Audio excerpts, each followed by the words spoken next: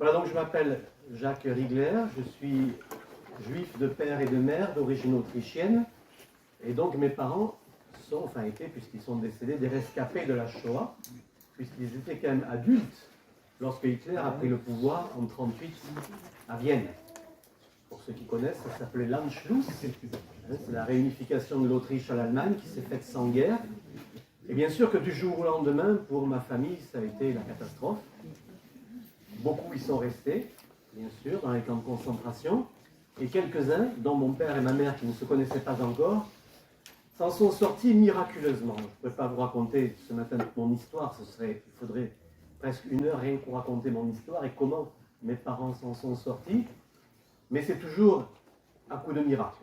Voilà. Pour vous donner juste un tout petit exemple, parmi tant d'autres. Un jour, ma mère m'a raconté plusieurs fois, elle était prise dans une rafle par les nazis avec ses copines. Donc elle avait, au début de la guerre, en 1938, elle a déjà 16 ans. Donc en 1940, elle a 18 ans, quand ça éclate, ça fait 39-40. Et elle est prise dans une rafle avec ses copines, et un des nazis dit à ma mère, et uniquement à ma mère, il dit, toi jeune fille, sauve-toi, et fais vite avant que je change d'avis. Voilà. Et un jour, mon père, lui, a été fait arrêter par la Gestapo à la frontière, il a essayé de rejoindre la France. Et le gars de la Gestapo dit à mon père, il lui montre par où passer, et il dit, si tu te fais prendre, je ne t'ai pas vu. Voilà. Donc c'est toujours par des miracles comme ça que certains s'en sont sortis dans cette catastrophe. Et bien sûr que les parents de ma mère, ils sont passés, beaucoup d'autres, la sœur de mon père, tout ça, beaucoup d'histoires. C'est toute une histoire.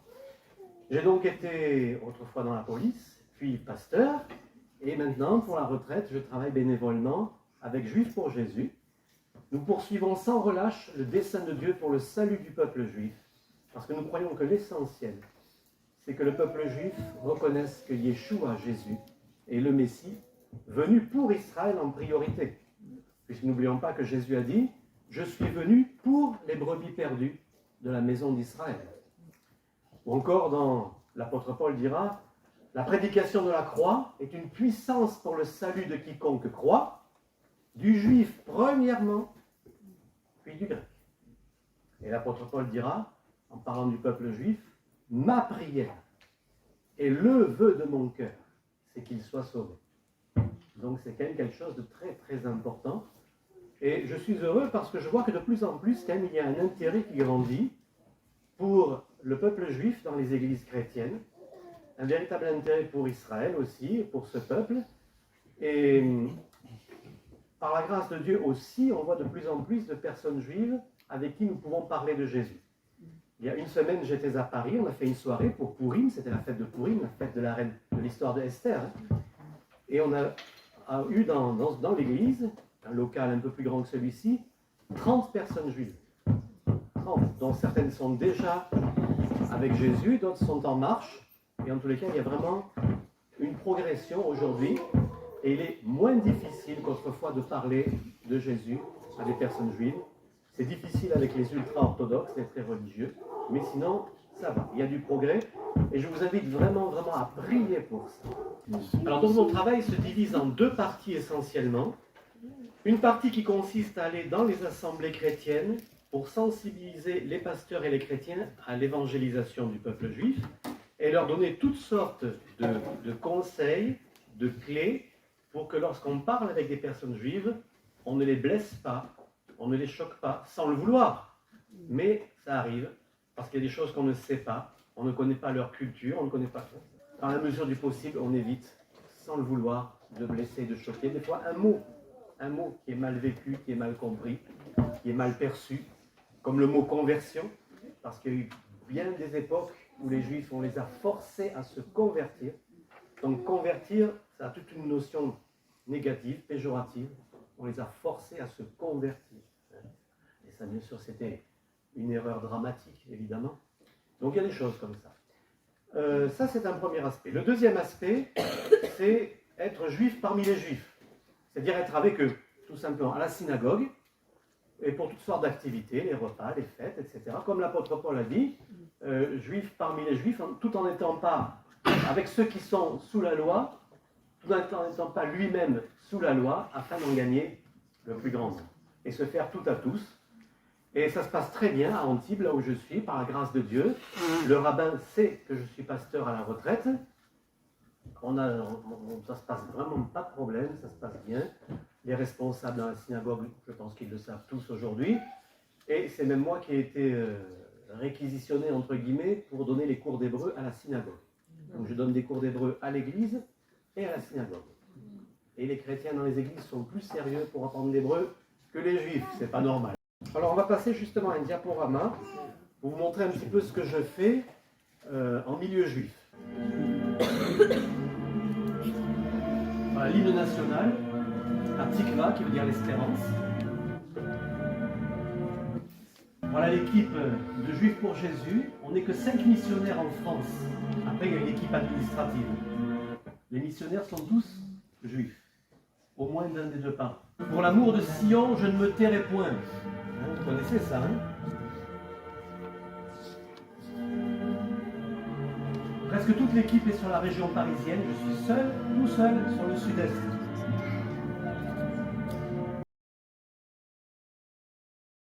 « 80% des Allemands en Allemagne étaient protestants.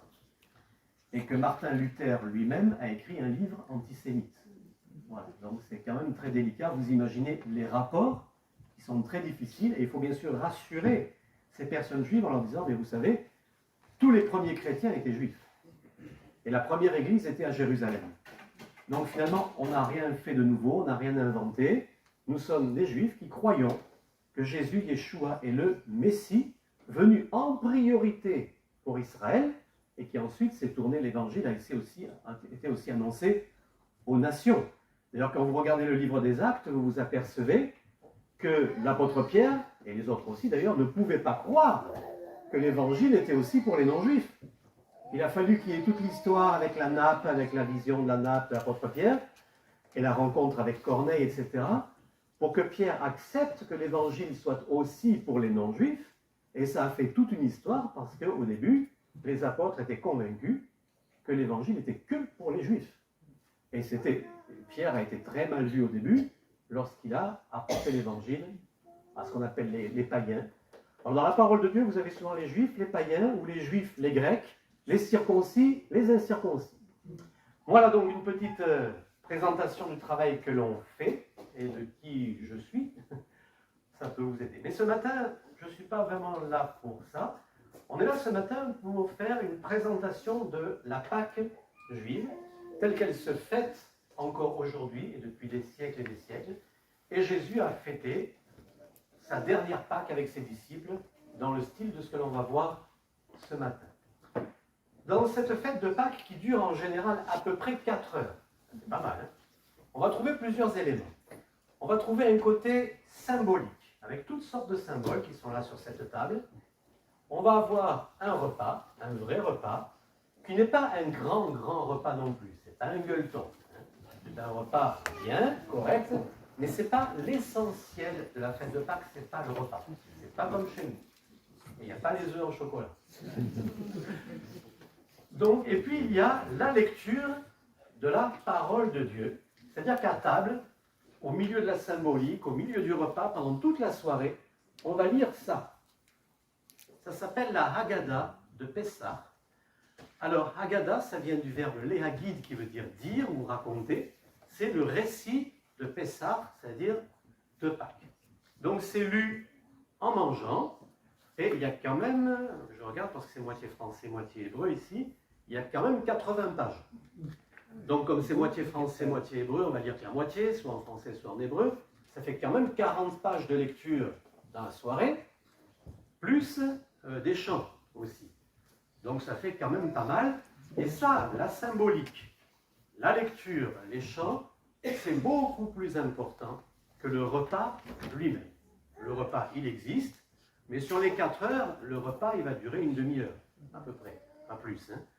Donc c'est pas quand même, en principe, l'essentiel. La fête de Pâques, elle dure une semaine, et elle commence donc un premier soir avec le repas de la Pâque. Si on ne le fait pas le premier soir, on peut le faire un autre jour, c'est pas important, mais en général, c'est quand même plutôt le premier soir, et c'est d'abord un repas donc commémoratif, et qui va servir notamment à transmettre aux autres et aux enfants et aux générations ce qui s'est passé pour le peuple juif, notamment en Égypte. Donc ça dure 7 jours, et ça s'appelle la fête des pains sans levain. La fête des pains sans levain, qu'on appelle, alors les pains sans levain, on appelle ça une matzah, les pains azim, ou au pluriel des matzot. On va voir ça tout à l'heure. Et dans la parole de Dieu, l'évangile de Luc, chapitre 22, verset 7, le jour des pains sans levain où l'on devait immoler la Pâque arriva. Donc on immolait encore un agneau sans défaut qui devait être entièrement rôti et dans lequel il ne fallait pas casser un seul os. Déjà, ça commence à vous faire penser à quelqu'un. Jésus dit à Pierre et à Jean, allez nous préparer la Pâque afin que nous la mangions. Ils partirent, trouvèrent les choses comme il leur avait dit, et ils préparèrent la Pâque. Donc le repas, plus tout cet aspect donc, qui est symbolique. Maintenant, pourquoi sans levain? Parce que dans la parole de Dieu, le levain représente le péché. Et un peu de levain, comme dit la Bible, fait lever toute la pâte. Lever, ça veut dire gonfler. Ça veut dire qu'un peu de péché, ça nous rend orgueilleux, ça nous fait enfler les chevilles, et on se gonfle d'orgueil avec un petit peu de levain, avec un peu de péché. On se gonfle d'orgueil, mais quand on gonfle, à l'intérieur, qu'est-ce qu'il y a? Il n'y a que de l'air. Ça veut dire qu'en fait, on se gonfle, mais on est plein de vent. On est plein d'air, et c'est comme ça quand on est orgueilleux. On se croit important, mais devant Dieu, on est plein de vent. Alors il va falloir faire quelque chose dans la maison. C'est ce qu'on appelle le bdikat hametz.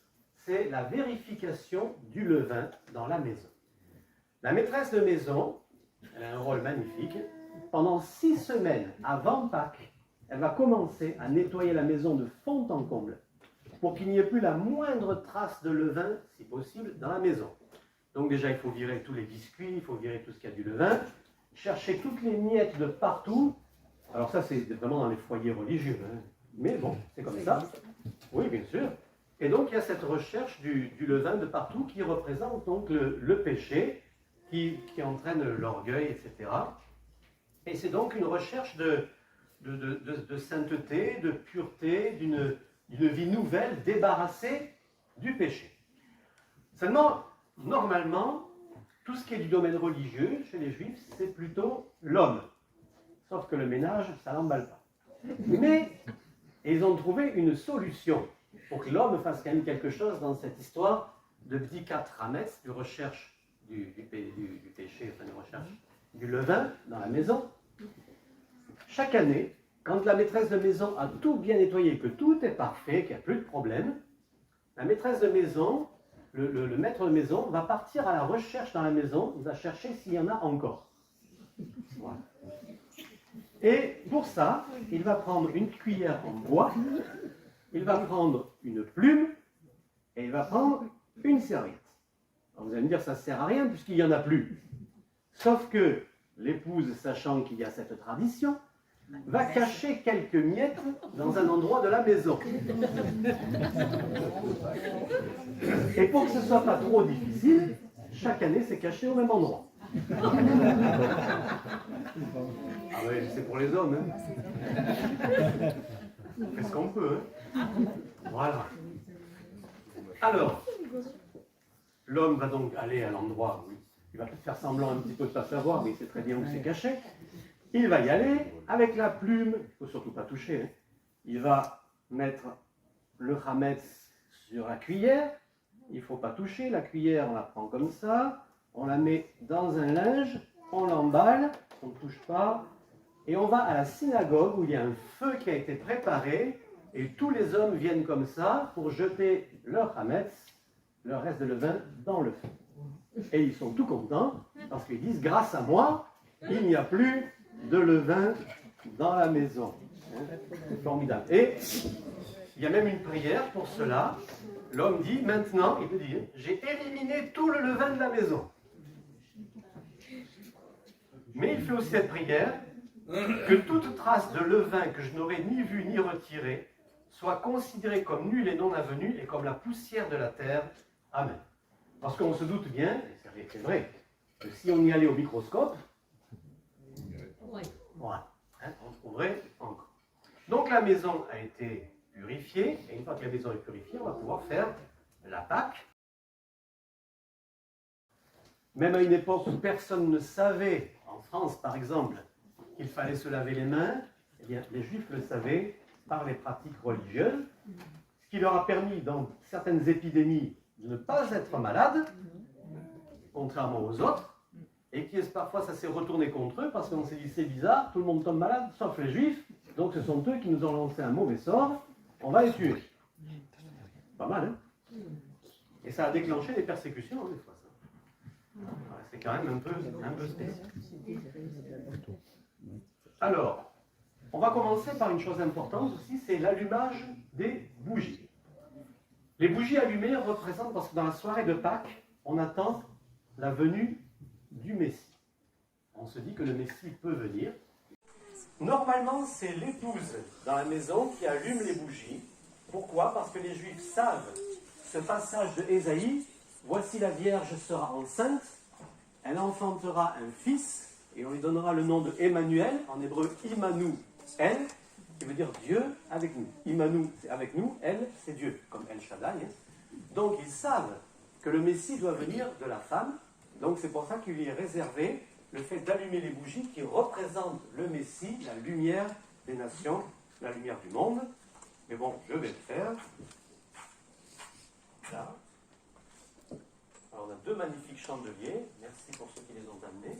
Joli, hein. Et on fait une prière sur ces bougies.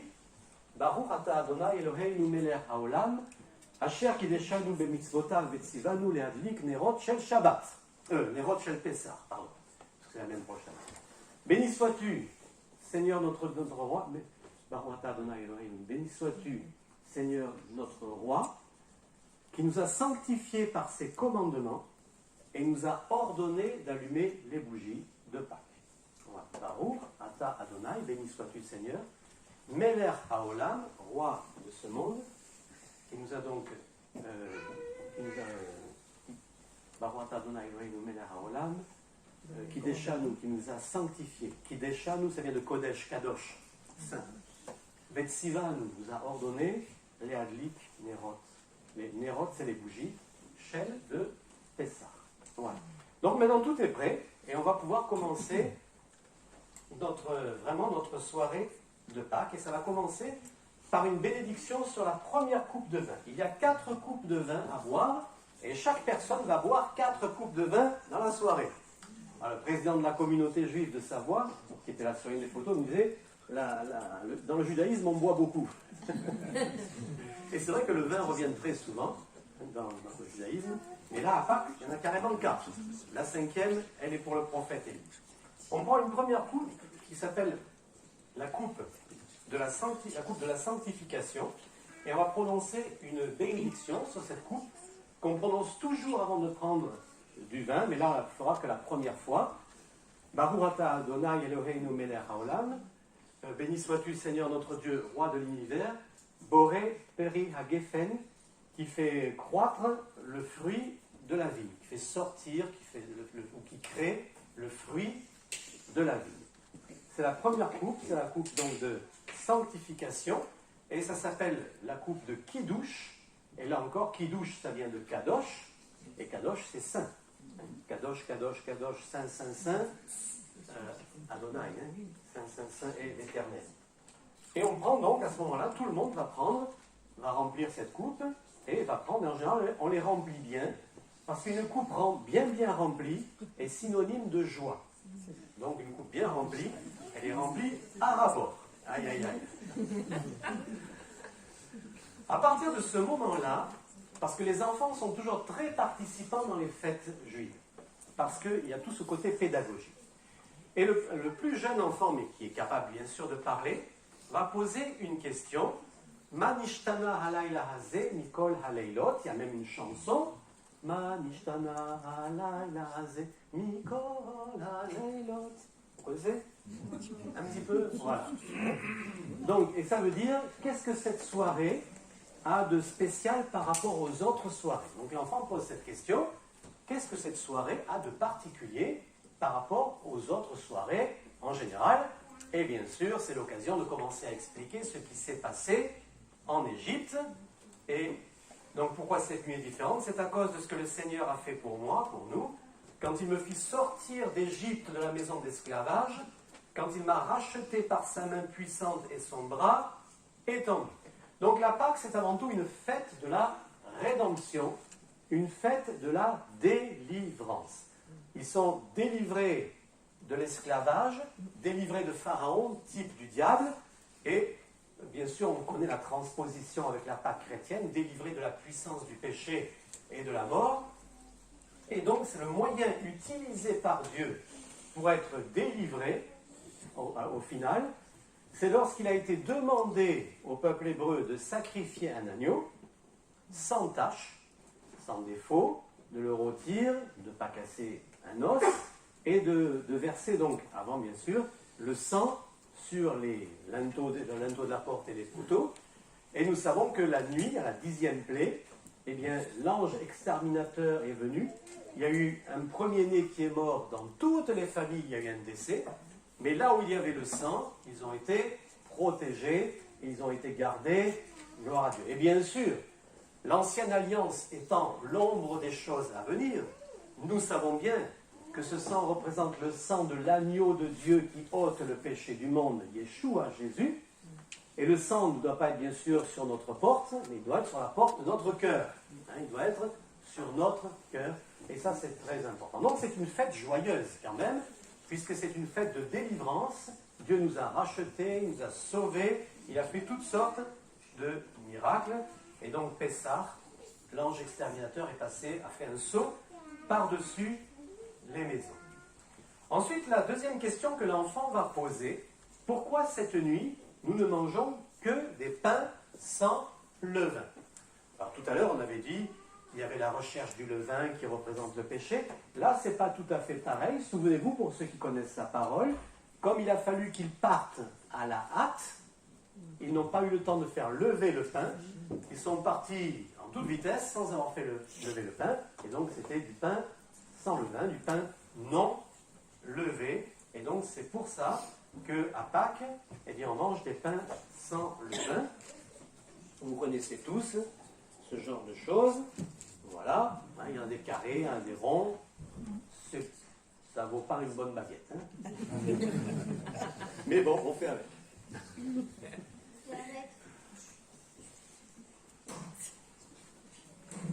Alors, justement, maintenant, par rapport à ces... Alors, pourquoi j'ai mis une chaise? J'ai mis une chaise, moi je ne pourrais pas m'asseoir, mais en temps normal, il y a la chaise pour Élie, et puis il y a la chaise pour les conviés. Enfin, je n'allais pas en mettre 10. Hein. C'est important parce que dans la tradition orientale, si on s'assoit à table, c'est qu'on est un homme libre.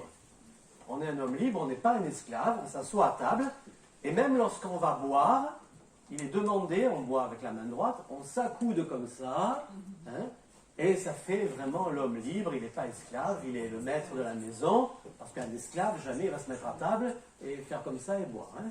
Voilà, donc il y a la chaise, et ça se fait, donc le repas de Pâques se fait assis, bien sûr, sur la chaise, pour tout le monde, et de temps en temps, comme ça, on s'accoude sur le coude gauche, et on boit, ça veut dire qu'on est à l'aise, on est libre, on fait ce qu'on veut, on n'est pas un esclave debout derrière son maître, en train de regarder s'il faut le servir. Hein. Voilà. Alors, à partir de ce moment-là, intervient quelque chose de très important, c'est ceci. Ça s'appelle une matzah tosh. C'est une poche qui est divisée en 3 compartiments, et dans chacun des compartiments, il y a une matzah. Déjà 3, et ça c'est étonnant, parce que tout ça, on va y revenir, c'est pas biblique, là on est dans la tradition. Mais ce qui est intéressant, vous allez le voir, c'est que dans la tradition, il y a des choses qui sont vraiment très intéressantes. C'est pas juste des choses comme ça, et même je vais vous dire, les rabbins ne savent même pas exactement d'où ça vient, mais c'est bien sûr très, très ancien. Au milieu, il y en a une. Au milieu des 3, il y en a une qu'on va sortir. Et celle du milieu, on va la casser en 2. Une moitié va être mangée comme les autres, parce qu'il y en a plein de pains sans levain à table, hein. Il y en a pour tout le monde autant qu'on veut, pendant tout le repas. Une moitié va être consommée dans le repas, et une autre moitié va être cachée dans un linge blanc, soustrait à la vue de tout le monde, et caché dans un endroit, et en principe c'est les enfants après qui vont le chercher. Donc, ça, là.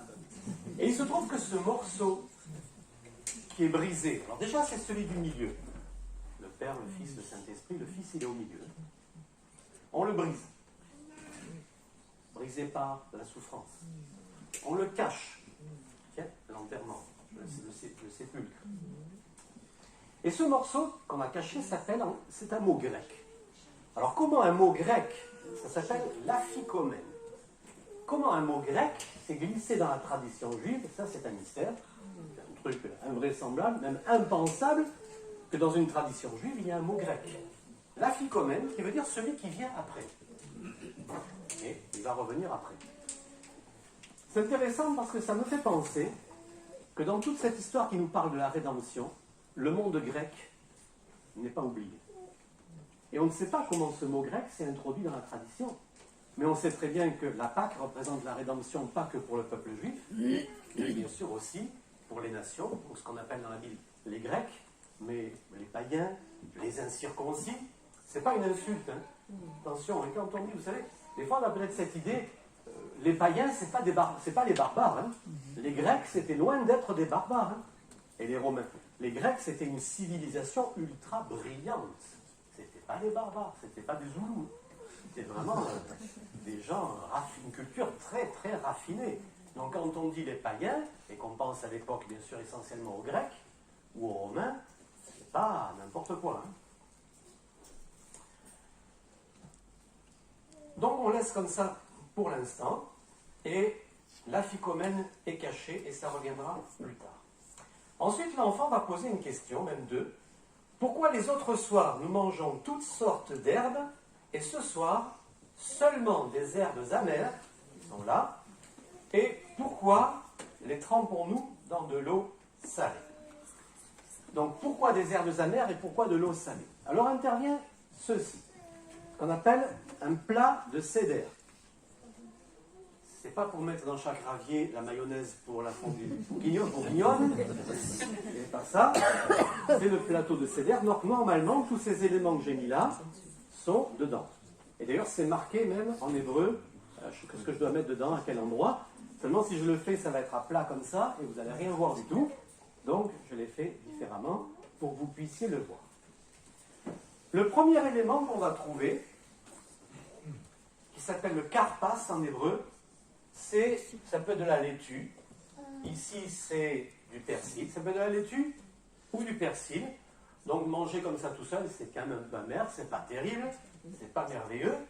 Et on va le tremper dans l'eau salée pour se souvenir. Donc, l'eau salée, elle est là. Non, elle est là, pardon.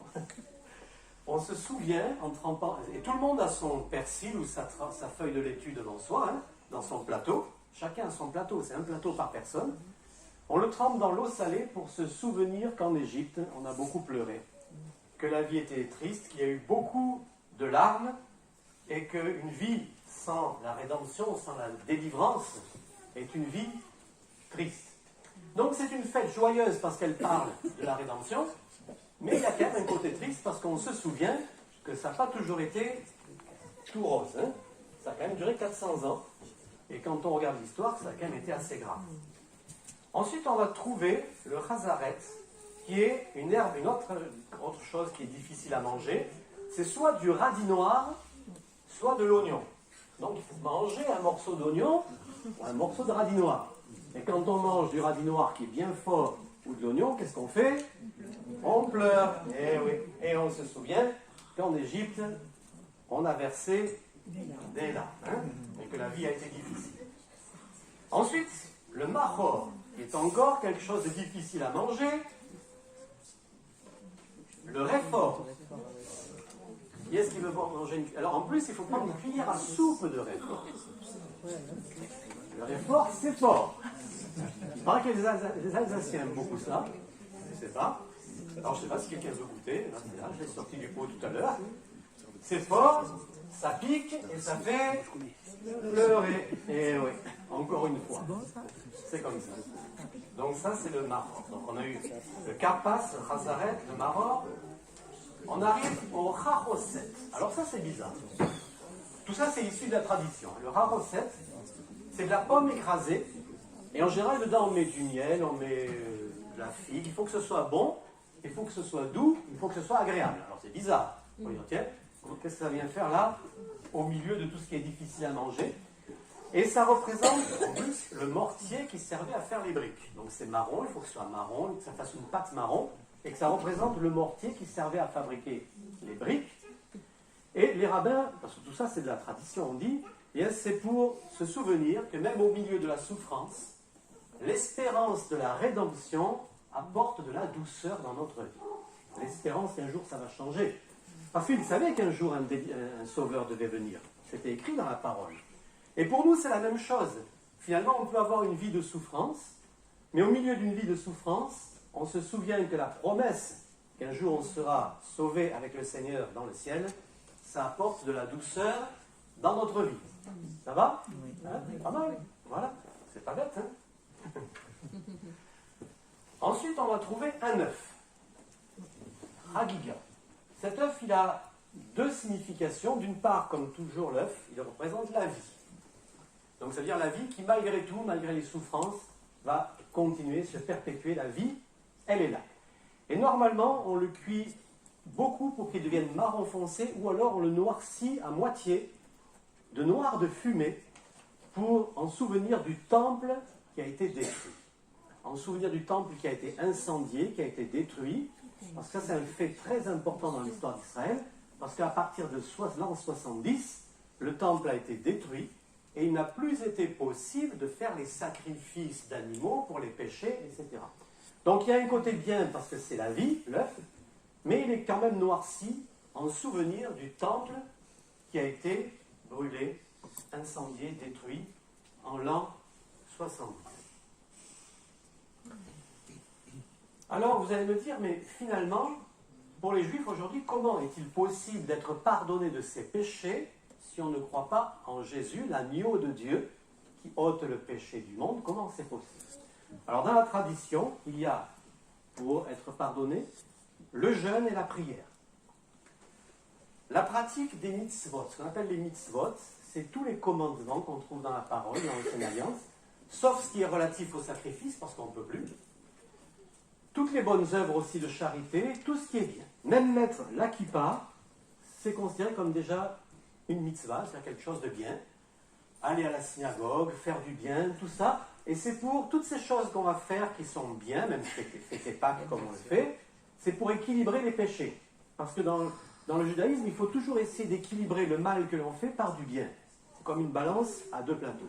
Et puis, bien entendu, très important pour nous les Juifs, dans la tradition, parce qu'on sait qu'il y a toujours le risque que la balance pèse du mauvais côté, il y a le grand pardon, Yom Kippour. Yom Kippour, une fois par an, Yom Kippour, qui veut dire, en fait c'est Yom HaKippourim, c'est le jour des expiations. Et ça rappelle, alors c'est un jeûne et prière de 26 heures, jeûne et prière total, même pas boire. 26 heures, lecture de la parole de Dieu des heures et des heures et des heures et des heures. Ah, c'est assez difficile à suivre. Et ça rappelle le fait que le souverain sacrificateur rentrait une fois par an dans le lieu très saint pour obtenir le pardon des péchés du peuple. Donc une fois par an, au travers du Yom Kippour, du grand pardon, on espère que les compteurs soient mis à zéro. Par contre, s'il faut demander pardon à quelqu'un pour le mal qu'on a fait, il faut le faire. Il ne s'agit pas de faire seulement Yom Kippour, il faut aller voir les personnes à qui on a fait du tort et réparer les torts. Vous savez qu'il y a 2000 ans, un certain Yohanan, Jean le Baptiste, il a vu Jésus arriver. Il a dit, voici l'agneau de Dieu qui ôte le péché du monde. Cette phrase, nous on la connaît, elle est simple. Mais pour un juif, c'est énorme. C'est énorme. Voici, pas un agneau, mais l'agneau de Dieu qui va définitivement ôter le péché du monde, qui va donc être offert en sacrifice une fois pour toutes. Le sang va être versé pour la rémission de nos péchés, et ça ne sera pas à refaire, ce sera une fois pour toutes. Et ça, c'est extraordinaire. Arrive donc la seconde coupe, c'est la coupe des plaies. La seconde coupe, je vais mettre ça de côté, on la prise. La coupe des plaies. C'est une coupe qui doit être remplie à ras-bord, en synonyme de joie, où on se souvient bien sûr de la délivrance, mais il y a quand même un mais dans cette coupe, donc il n'y a plus de prière, c'est que sur la première, c'est qu'il y a eu quand même beaucoup de malheurs dans cette histoire. Et parmi les Égyptiens, il y avait au fond des gens qui étaient pour rien. Par rapport à la désobéissance de Pharaon, il y a des gens qui étaient pour rien. Et il y avait peut-être même des Égyptiens qui étaient très gentils, qui s'entendaient très bien avec les Hébreux. Donc quand on prend cette coupe, on trempe, au lieu de la boire entièrement, on trempe le doigt dedans, et on cite chacune des 10 plaies. Et à chaque plaie, on trempe le doigt, on sort une goutte et on met la goutte de côté, pour dire que la joie n'est pas totale, elle n'est pas pleine, la joie, parce qu'il y a eu beaucoup de morts, beaucoup de souffrances, beaucoup de choses terribles, et les Juifs ne veulent pas, et il ne faut pas, se réjouir de tous les morts des premiers-nés d'Égypte, et de tous ceux qui sont morts noyés dans la mer. Il n'est pas question, parce qu'ils ont été délivrés, ça c'est super, de se réjouir de la mort de leurs ennemis, d'autant plus que tous n'étaient pas forcément leurs ennemis. Donc ça, c'est la coupe des 10 plaies, donc 10 fois, et on cite à chaque fois la plaie qui a eu lieu, les sauterelles, les poux, l'eau changée en sang, enfin vous connaissez tout ça. Les Juifs, en général, connaissent les 10 plaies dans l'ordre. Comme ils vont vous sortir, par exemple, la naissance des 12 fils de Jacob, dans l'ordre, avec la mère de chacun. Nous, on n'a pas l'habitude d'apprendre comme ça. Voilà donc pour la seconde. La troisième coupe s'appelle la coupe, c'est la plus importante, s'appelle la coupe de la rédemption. C'est la plus importante parce que c'est celle qui va donner lieu à la Sainte Seine, à notre Sainte Seine. La coupe du rachat de nos péchés. Et il y a des règles spécifiques pour ça. Et on va aller rechercher, pour prendre la coupe de la rédemption, on va aller rechercher maintenant ce qui nous manque. Parce que pour qu'il y ait la rédemption, il faut faire revenir à la vie ce qu'on avait enterré, c'est-à-dire la ficomène. On va chercher la ficomène qui représente cette matzah du milieu, on pense à Yeshua qui a été brisé, enterré, et le fait d'aller le chercher et de le ressortir nous fait penser à la résurrection. On ressuscite la ficomène, celui qui vient après. On le sort, il est là. Ce qui est intéressant aussi, c'est que dans la tradition juive, la matzah de Pâques n'est pas comme toutes les autres. Et ça, c'est très étonnant. Alors ça, c'est pas une vraie de vraie de Pâques. D'abord, parce que c'est pas encore le moment. Elle doit être striée, brûlée par des stries comme ça. Et ça nous fait penser aux souffrances des Messie et aux coups de fouet. Et la matzah de Pâques doit être percée de petits trous. Et ils ne savent pas pourquoi. Elle doit être lacérée de traits noirs et percée de petits trous. Et nous savons, ils reconnaîtront, ils tourneront les regards vers celui qu'ils ont percé. C'est intéressant de voir le Messie dans la Pâque qui est tellement présent sans même qu'ils ne s'en rendent compte. Cette matzah qu'on a ressortie, on va la couper en petits morceaux. On va en donner à chaque personne autour de la table. Donc chaque personne autour de la table va avoir un morceau de la ficomène. Ceci est mon corps. Faites ceci en mémoire de moi. Et c'est dans la tradition juive, là on n'est pas dans la tradition chrétienne. Hein. Et ça va être pris avec la coupe de la rédemption. On va prendre le pain et le vin.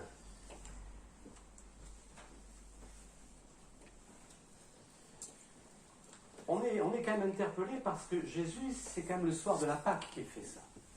Et il va dire maintenant, vous allez faire ceci en mémoire de moi.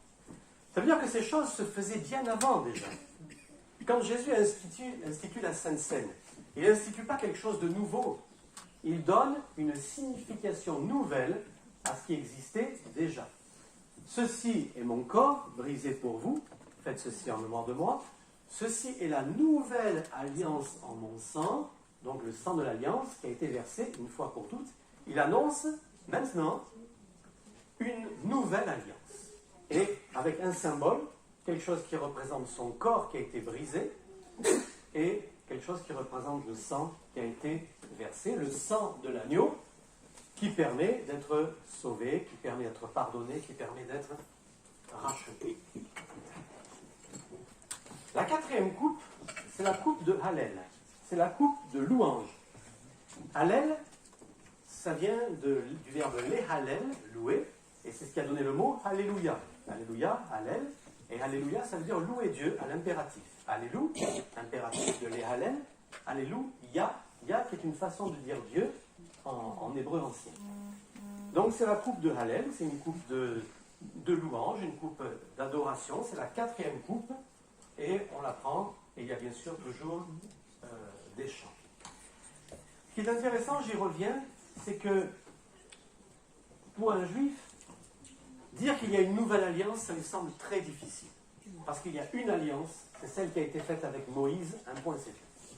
C'est l'alliance sur le Sinaï, avec les commandements, la loi.